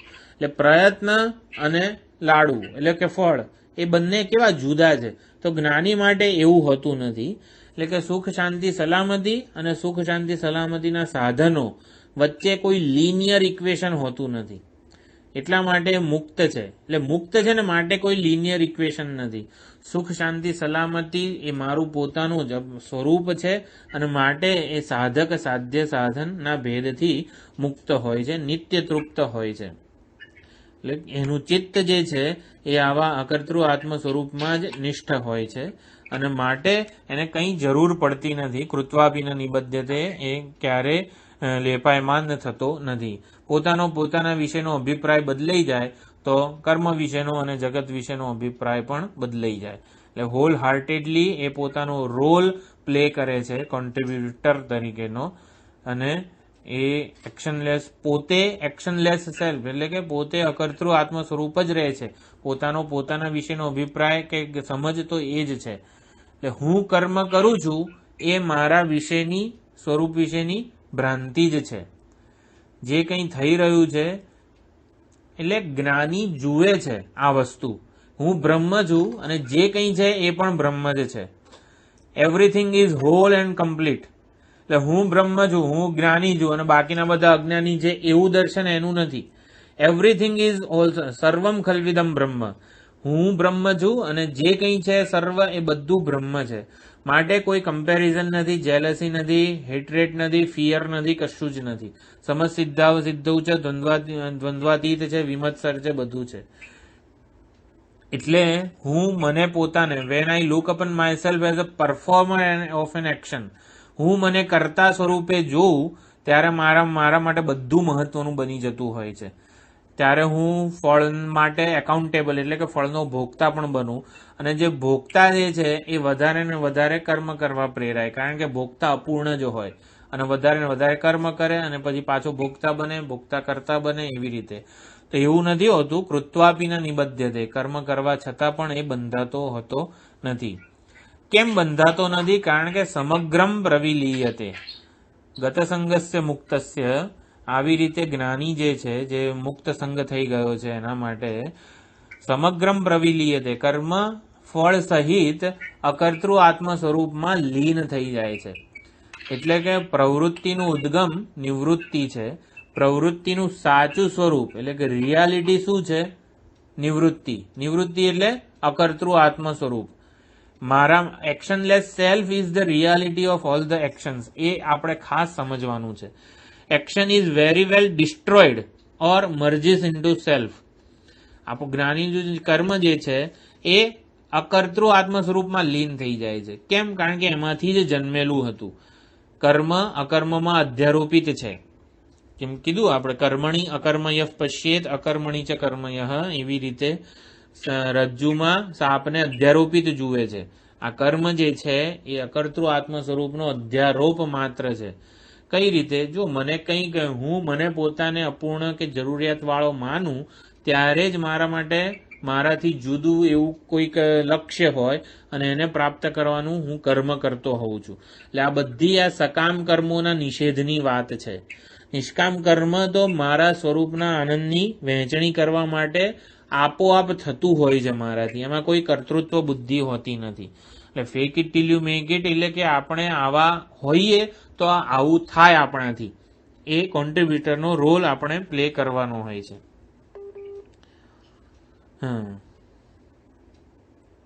એટલે ગત યજ્ઞાય આચરત કર્મ, એટલે એનું આખું જે કર્મ છે એ યજ્ઞ ભાવે થતું હોય છે. યજ્ઞ ભાવે એટલે સંપૂર્ણપણે પોતાની યજ્ઞ એટલે કોઓપરેટિવ એફર્ટ અથવા તો પોતાનું આત્મસમર્પણ, એને પણ યજ્ઞ કહેવામાં આવે છે. યજ્ઞનો એક અર્થ એટલે યજ્ઞાય આચરત કર્મ, યજ્ઞ માટે એ યજ્ઞની ભાવનાથી જ્યારે કર્મ થતું હોય ત્યારે પોતાની જાતનું સમર્પણ એટલે કે આનંદ જે છે એની વહેંચણી માટે આ કર્મ થતું હોય છે.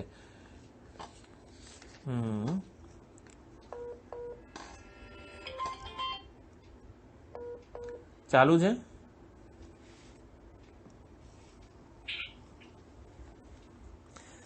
એટલે ગત સંગસ્ય મુક્તસ્ય, મારા વિશેનો જે અભિપ્રાય બદલાઈ જાય એટલે હું પોતાને આ એક્શનલેસ સેલ્ફ અકર્તૃ આત્મ સ્વરૂપે જોઉં.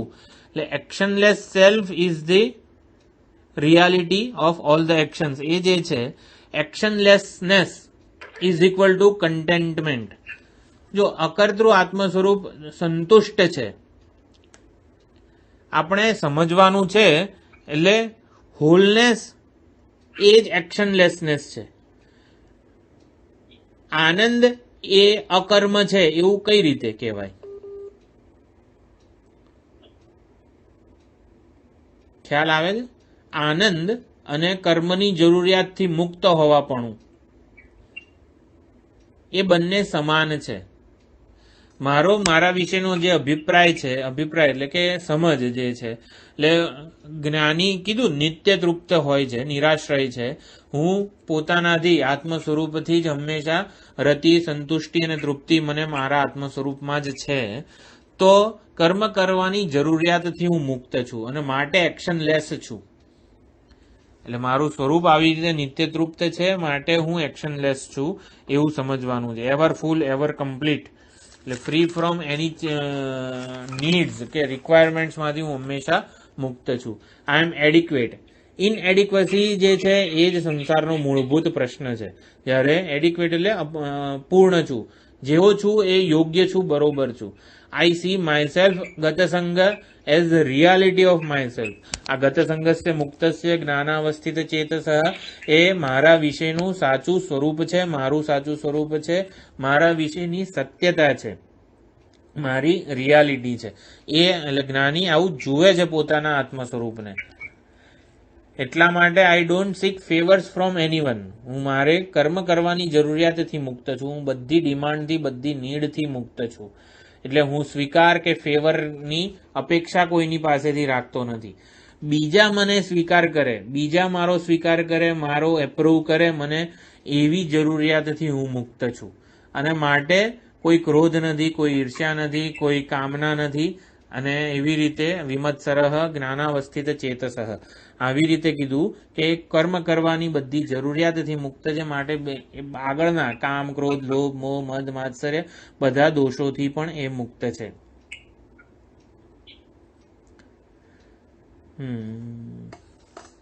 એટલે હું મારા વિશેનો અભિપ્રાય, when I am happy with myself, એટલે હું મારાથી જ, મારી જાતથી જ સંતુષ્ટ હોઉં, મારી જાતનો હું સ્વીકાર કરી લઉં, જેવો છું એવો એનો હું સ્વીકાર કરું ને, તો હું નોન ડિમાન્ડિંગ હોઉં.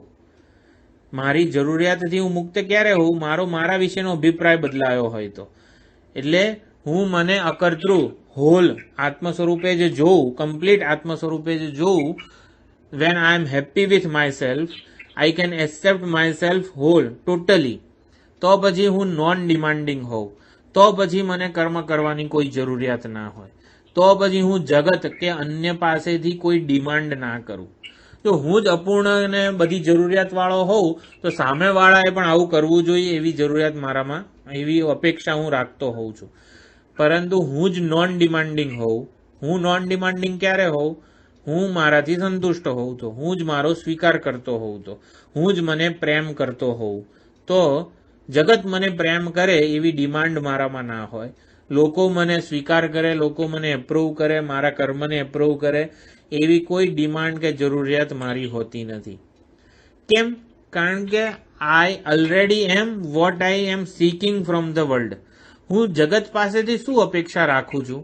કે જગત મને પ્રેમ કરે, જગત મારો સ્વીકાર કરે, જગત મારા કર્મને બિરદાવે. પરંતુ એ અપેક્ષા જે છે એ અજ્ઞાનમાંથી જન્મેલી છે. કારણ કે જગત પાસેથી જે અપેક્ષા રાખું છું એ તો હું પોતે છું જ. જગત પાસેથી હું કેવા સ્વીકારની અપેક્ષા રાખું છું, પ્રેમની અપેક્ષા રાખું છું, પરંતુ એ તો હું પોતે છું જ. આ પ્રેમ એ જગતમાંથી મેળવવાની કોઈ વસ્તુ નથી, એ મારું પોતાનું સ્વરૂપ છે. આનંદની અભિવ્યક્તિ જ પ્રેમ દ્વારા થતી હોય છે, સમર્પણ વગેરે. એટલે when I love my self, than I always love others. તો હું જો મને પ્રેમ કરું, મારી જાતનો સ્વીકાર કરું ને, તો બધાનો સ્વીકાર કરું. એક આ ઇક્વેશન છે. હું મારી જાતનો સ્વીકાર કરું ને તો જગત પાસેથી મને કોઈ અપેક્ષા હોતી નથી. જગતે આવું હોવું જોઈએ, જગતે આવું ના હોવું જોઈએ. એને જ આ પૂર્ણ તૃપ્તિ, પૂર્ણ સંતુષ્ટિ કહેવામાં આવે છે. When I love my self, I will definitely love others. એટલે મારી જાતને, વેદાંત દયાનંદજીની એક બુક છે નીડ ફોર કોગ્નિટિવ ચેન્જ. આ નીડ ફોર કોગ્નિટિવ ચેન્જમાં મૂક્યું છે Vedanta doesn't work unless you love your self. પહેલું જ વાક્ય લખ્યું છે પૂજ્ય સ્વામીજીએ.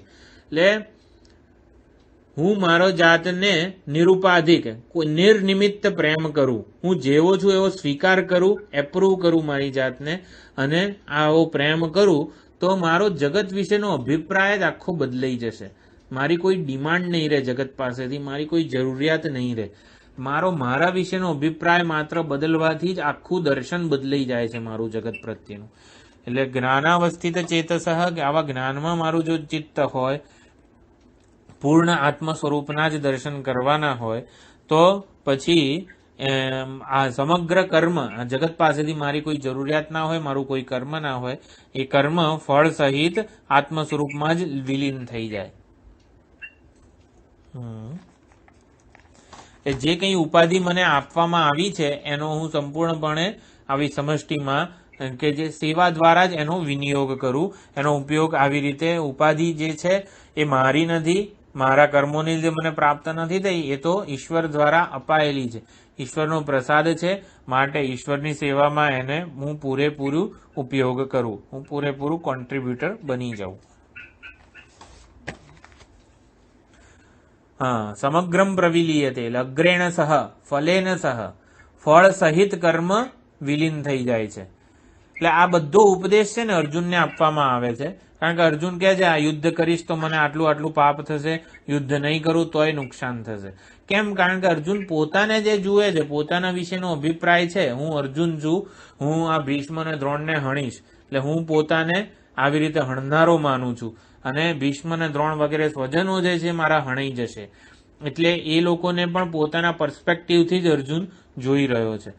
જ્યારે જ્ઞાનીને છે ને કોઈ એવો પર્સનલ એજન્ડા નથી, એટલે કોઈ પર્સનલ રિવોર્ડ, પર્સનલ ગિફ્ટ કે રિઝલ્ટની એને અપેક્ષા હોતી નથી. એટલા માટે આ કર્મ પ્રત્યેનો અર્જુનનો અભિગમ જ બદલવા માટે ભગવાન આવા બધા શ્લોકો કહી રહ્યા છે કે આજે જ્ઞાનીનું કર્મ કેવું હોય છે તો એ સમજશે અર્જુન. એટલે કર્મ યુદ્ધ રૂપી કર્તવ્ય કર્મ પ્રત્યેનો એનો જે અભિપ્રાય છે, જે અભિગમ છે ને, એ બદલાઈ જશે. એટલે યુદ્ધ કોઈ આવા પર્સનલ સ્વાર્થ પ્રેરિત પ્રવૃત્તિ ન બને. એ હંમેશા એક ધર્મ કે ધર્મ એટલે સંવાદિતા, ધર્મના જ વિકાસ માટે, ધર્મના જ અસ્તિત્વ માટે આ યુદ્ધ છે, માટે મારે કરવાનું છે, એવી કર્તવ્યની ભાવના એનામાં જગાડી રહ્યા છે ભગવાન. એટલે કર્મ પ્રવૃત્તિનું નહીં, આ યુદ્ધરૂપી કર્મ એ કોઈ પ્રવૃત્તિનું સાધન નથી, એ તો નિવૃત્તિનું સાધન છે. અજ્ઞાનની નિવૃત્તિ કરવા માટે આ કર્મ છે. એ કર્મ આનંદમાંથી જન્મવું જોઈએ. પૂજ્ય સ્વામીજી કહે છે એમાં કે ફ્રીડમ ઇન એક્શન, આ યુદ્ધરૂપી કર્મ કરતા હોઈએ ત્યારે જ સ્વતંત્રતા, નોટ ફ્રીડમ ફ્રોમ એક્શન. યુદ્ધમાંથી છૂટવા માટે નહીં, યુદ્ધમાંથી છૂટીને ક્યાંક ભાગી જઈએ એટલે ભગવાન અર્જુનને નથી જવા દેતા. ભલે ને ઘોર કર્મ લાગતું હોય તો પણ એ આ યજ્ઞની ભાવનાથી તું કર એવું કહે છે. એટલે ફ્રીડમ ઇન એક્શન ક્યારે થાય? જ્યારે કર્મ જ મારા માટે રિવોર્ડ કે આનંદદાયક હોય. કર્મ દ્વારા કંઈ ફૂલફિલમેન્ટ, કંઈક ફળ પ્રાપ્ત કરવાનું છે એવું નથી. કર્મ જ મારા માટે આનંદનો સ્ત્રોત છે, કર્મ જ મારા માટે આનંદનું સાધન છે, એવું આ વેલ્યુ કે એટીટ્યુડ આપણે સેવવાનું છે. એટલે આવા એટીટ્યુડથી કર્મ કેન કમ્પ્લીટલી ડિસએપિયર, કર્મ સંપૂર્ણપણે ફળ સહિત નાશ પામી શકે છે. ફ્રીડમ ઇન એક્શન એટલે કે કર્મ કરવામાં સ્વતંત્રતા, એટલે કે કર્મ કરવામાં કોઈ પસંદગીની સ્વતંત્રતા જ ના રહે તમને. એ યજ્ઞ ભાવે આપોઆપ કોન્ટ્રીબ્યુશનના રોલથી થાય, એ જ ફળ સહિત કર્મનું વિલીન થવું છે. અર્જુનની ભ્રાંતિ એ છે કે કર્મ કરીશ તો હું બંધાઈ જઈશ અને ન કરું તો મને પાપ લાગશે. એ કર્મ સાથેનો જે સંબંધ છે ને એ બાંધે છે. હકીકતમાં યુદ્ધરૂપી કર્તવ્ય કર્મ કંઈ બાંધે છે એવું નથી. કર્મને હું કયા દ્રષ્ટિકોણથી જોઉં છું, કર્મ સાથેનો મારો જે સંબંધ છે એ મને બાંધે છે. કર્મ સાથે હું કેવો સંબંધ રાખું તો હું નિત્ય મુક્ત થઈ જાઉં. એ કર્મનું પ્રત્યેનું જે મારું પરસેપ્શન છે એ જ બદલાઈ જાય. કર્મ મારા માટે આનંદની પ્રાપ્તિનું સાધન ના બને, આનંદની અભિવ્યક્તિનું સાધન બની જાય, ત્યારે કર્મ બાંધતું નથી. સમગ્રમ પ્રવિલીયતે, જ્ઞાનીનું કર્મ કોઈ રિઝલ્ટ આપ્યા વગર જ સમષ્ટિમાં લીન થઈ જાય છે. તો એને જ માટે આ બ્રહ્માર્પણમ બ્રહ્મહવિ બ્રહ્માગ્નૌ બ્રહ્મણાહુતમ આ શ્લોક છે. એટલે યજ્ઞ જે છે ને એ વૈદિક સંસ્કૃતિનું બહુ જ મહત્વનું અંગ છે. એટલે જ્ઞાનીનું આ જ્ઞાન કે જ્ઞાનીનું જે કર્મ છે એ યજ્ઞ સાથે સરખાવે છે ભગવાન, અને એવી રીતે જ્ઞાનીના કર્મની સ્તુતિ કરે છે. તો જ્ઞાની માટે આ કર્મ જે છે એ કેવું છે, તો એના માટે કર્મના જે સાધનો છે એ જ બ્રહ્મ બની ગયા છે જ્ઞાની માટે. એવી રીતે જ્ઞાનીના કર્મની આ 24મા શ્લોકમાં સ્તુતિ કરે છે. અર્પણ એટલે જે સાધનથી ઓલું યજ્ઞ થાય, એ જે પુરોડાસ કે ચમચો જે હોય એને અર્પણ કહેવાય છે, એ બ્રહ્મ છે. હવિષ એટલે જે આ દ્રવ્યની આહુતિ આપવામાં આવે છે એ બ્રહ્મ છે. બ્રહ્માગ્નૌ જે અધિકરણ જે છે જેમાં આહુતિ અપાય છે એ બ્રહ્મ છે. પછી એટલે આ શ્લોક કેમ બોલતા હોઈએ છીએ જમતી વખતે, કે જ્ઞાનીના જ્ઞાનની સ્તુતિ થઈ રહી છે અત્યારે. એના માટે જે કર્મ એટલે કે ક્રિયાના કારકો જે છે, બધી વિભક્તિઓ જે છે, બધું એ જ બ્રહ્મ થઈ ગયું છે. એવી રીતે જ્ઞાનીના જ્ઞાનની સ્તુતિ કરવામાં આવે છે. એ બ્રહ્માર્પણમ બ્રહ્મહવિ એટલે આ જે અર્પણ જે છે, હવિષ છે, દ્રવ્ય છે, અધિકરણ છે, આ બધું જુદું જુદું રહેતું નથી જ્ઞાની માટે. ક્રિયાકારક ફળ ભેદ આ જુદા રહેતા નથી, એના માટે બધું બ્રહ્મ જ બની ગયું છે. એટલે અર્પણ હકીકતમાં છે શું? જેમ કે આપણે કેનોપનિષદમાં વિચાર કર્યો હતો કે ઓલું મંડપમાં ગોળ આકારનું કપડું કાપીએ તો ગોળ આકારનું આકાશ દેખાય. એવી જ રીતે આ અર્પણ, આ જે ચમચો જે છે, અથવા તો આપણે જમીએ ત્યારે આ હાથ છે ને એ અર્પણ કહેવાય. હાથરૂપી સાધન વડે આપણે દ્રવ્યને વૈશ્વાનર અગ્નિમાં આહુતિ આપીએ છીએ. જ્ઞાનીની આવી દ્રષ્ટિ છે. તો હાથ સાધન છે. તો હાથ શું છે? એક નામ અને રૂપ છે. એના દ્વારા આ ચૈતન્ય જ અભિવ્યક્ત થઈ રહ્યું છે. નામ અને રૂપ એ અસ્થિભાતિ પ્રિય પરનો અધ્યારોપ માત્ર છે. એટલે અસ્થિભાતિ પ્રિય અને નામરૂપનું યુનિયન જ આપણને અનુભવાય છે. હકીકતમાં નામ અને રૂપ એ અધ્યારોપ છે. અસ્થિભાતિ એકલું કોઈ દિવસ અનુભવાય નહીં. એટલે નામ અને રૂપને એ સ્વતંત્ર સત્તા આપતો નથી જ્ઞાની. નામ અને રૂપ એ સ્વતંત્ર સત્તા કે સ્વતંત્ર એક્ઝિસ્ટન્સ, સ્વતંત્ર રિયાલિટી નથી નામરૂપની. હંમેશા એ અસ્થિભાતિ પ્રિયની સાથે જ અનુભવાય છે. એટલે પ્રત્યેગાત્મા જે છે એ જ આ હાથ રૂપે અનુભવાય છે. પ્રત્યેગાત્મા ચિન્માત્ર બ્રહ્મ જે છે એ જ આ દ્રવ્ય છે, એ જ આ વૈશ્વાનર અગ્નિ રૂપે પ્રકટ થયેલો છે. પછી જે હોમનારો જે છે હું, એ હું અહંકાર પણ પ્રત્યેગાત્માનું જ એક રૂપ છે. આવી રીતે સર્વત્ર એ ચૈતન્ય બ્રહ્મના જ દર્શન કરે છે. અથવા તો ક્રિયાકારક ફળ ભેદ આ બધું એના માટે, જ્ઞાની માટે બ્રહ્મ જ બની ગયું છે. એ હાથને બ્રહ્મથી જુદો જોતો નથી, લાડુને બ્રહ્મથી જુદું જોતો નથી. પછી આ વૈશ્વાનર અગ્નિ પેટમાં જઠરાગ્નિ જે છે એને બ્રહ્મથી જુદો જોતો નથી. હોમનારો જે છે બ્રહ્મણાહુતમ, આ જે હોમનારો, આ ખાનારો જે છે એ બ્રહ્મથી જુદો રહેતો નથી. એટલે આવી રીતે સર્વત્ર બ્રહ્મ દર્શનનું આ ઉદાહરણ છે. માટે આ શ્લોક આપણે જમતા વખતે 15મો અધ્યાય અને પછી આ શ્લોક બોલતા હોઈએ છીએ. એટલે બ્રહ્મ એવ તેન ગંતવ્યમ, એ કર્મનું ફળ જે પ્રાપ્ત થશે, તૃપ્તિ સંતુષ્ટિ, એ પણ બ્રહ્મ જ છે. અને આ સંપૂર્ણ આ જે ખાવાની પ્રક્રિયા કે ગમે તે કર્મ કરવાની પ્રક્રિયા જે છે બ્રહ્મ કર્મ સમાધિ કહેવાય છે.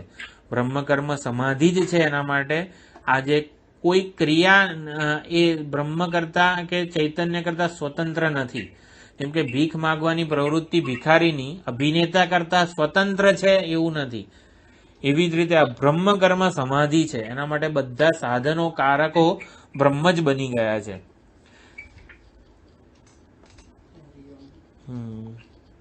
એટલે યજ્ઞ અને હોમ, બ્રહ્મણા હુતમ જે લખેલું છે, એટલે યજ્ઞ અને હોમ વચ્ચે શું ફરક છે?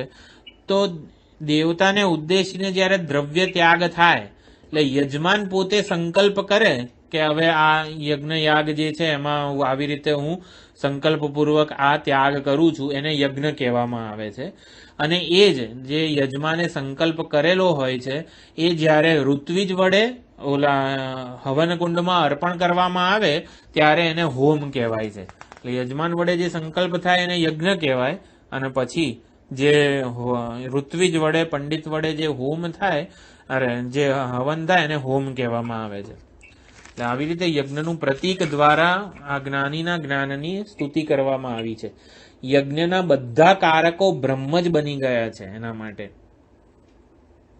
એટલે યજ્ઞનો જે પુરોડાસ ચમચા રૂપે જ્ઞાનીને શું દેખાય છે? બ્રહ્મ.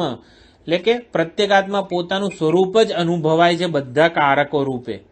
અસ્થિભાતિ પ્રિય જે છે એને જ એ એપ્રિશિએટ કરે છે, એનું જ એ દ્રષ્ટિ કેન્દ્રિત કરે છે. નામ રૂપના બદલે એનો જે અનુગ્રાહક એને જે સત્તા અને સ્ફૂર્તિ પ્રદાન કરે છે એવા આત્મ સ્વરૂપ ઉપર, પ્રત્યેગાત્મ સ્વરૂપ ઉપર જ જ્ઞાનીની દ્રષ્ટિ કેન્દ્રિત હોય છે. માટે કીધું બ્રહ્માર્પણમ બ્રહ્મહવિ બ્રહ્માગ્નૌ બ્રહ્મણાહુતમ.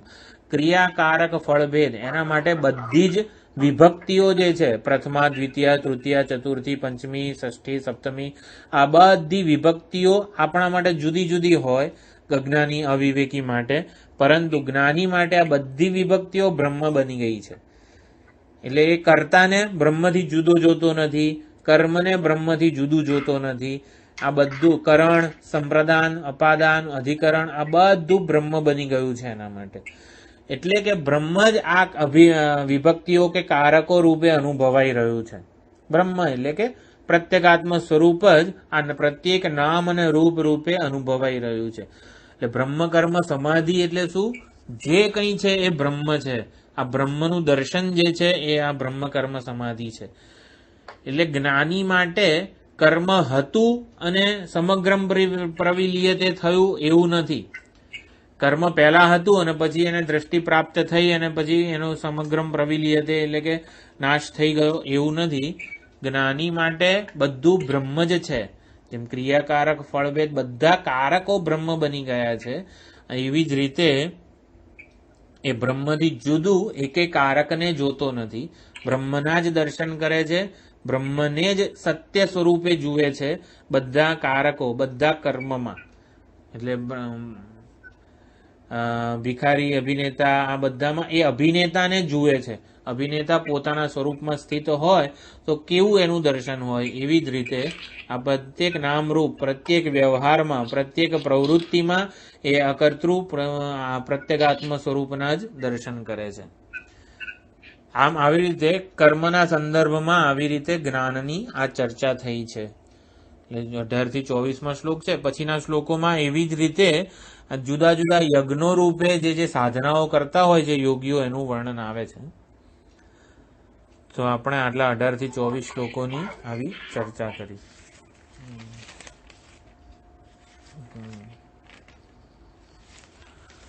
એટલે કર્મ પ્રત્યેનો મારો જે દ્રષ્ટિકોણ છે એ જ બદલાઈ જાય. ક્યારે બદલાય? જ્યારે મારા વિશેનો અભિપ્રાય બદલાઈ જાય. એટલે કર્મની રિયાલિટી શું છે? એક્શનલેસ સેલ્ફ, અકર્તૃ આત્મ સ્વરૂપ. અકર્તૃ આત્મ સ્વરૂપ એ જ બધા કર્મોનું સાચું સ્વરૂપ છે. એમાંથી જ બધું જન્મતું હોય છે. એ ખાસ આપણે ધ્યાન રાખવાનું છે. અને હું મારી જાતને જ પ્રેમ કરું. Vedanta doesn't work unless you love your self. આ એક વાક્ય ખરેખર બહુ સરસ છે, નીડ ફોર કોગ્નિટિવ ચેન્જ એ બુકમાં. એટલે હું મારી જાતને જ પ્રેમ કરું, મારી જાતને એપ્રૂવ કરું, મારી જાતનો સ્વીકાર કરું, ત્યારે મારો આ જગત વિશેનો અભિપ્રાય, જગત સાથેનો સંબંધ આખો બદલાઈ જતો હોય છે. પછી જગત મારી અપૂર્ણતાને પૂરી કરવા માટેનું સાધન રહેતું નથી. એટલે આ એક ખાસ વસ્તુ છે. When I love my self, I will love others also. એટલે મારો જગત પ્રત્યેનો જે અભિગમ છે એ જ બદલાઈ જશે. ઓમ પૂર્ણમદઃ પૂર્ણમિદં પૂર્ણાત પૂર્ણમુદચ્યતે